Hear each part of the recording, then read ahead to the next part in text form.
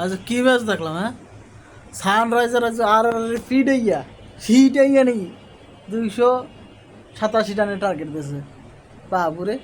ঈশান কিষান 47 বলে 100, Henry Klaasen 24 বলে 35, তারপর এটা অভিষেক শর্মা উনি 16 বলে 24, তারপর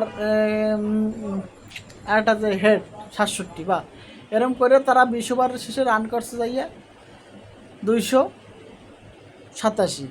বাহ, টার্গেট ভালোই। এত সম্ভব না, আইপিএলের সবচেয়ে মনে হয় সর্বোচ্চ সেরা রান।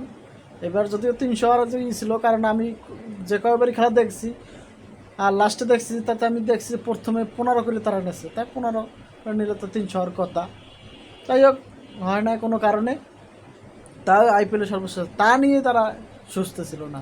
আর করছে কি, শেষ করতে গিয়ে তারা 244-এ অল আউট হয়েছে। বাহ, কিন্তু আমার কথাই ছিল না, কিন্তু এই যদি আমাদের টাইগারগুলো করতে, টাইগার তো নগদ গর্তে গর্তে ঢুকে যাইতে, টাইগার আর পারত না।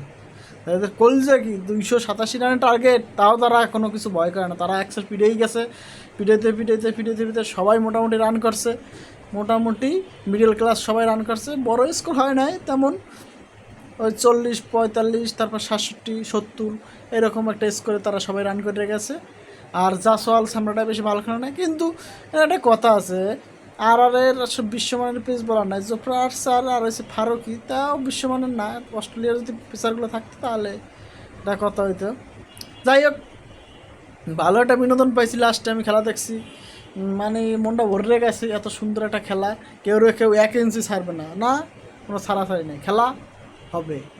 এবং এবার আইপিএলে যে আরও কী কী চমক আছে বন্ধুরা, তা জানার জন্য আমার চ্যানেলটা সাবস্ক্রাইব অবশ্যই করবা এবং আমার পাশে থাকবো।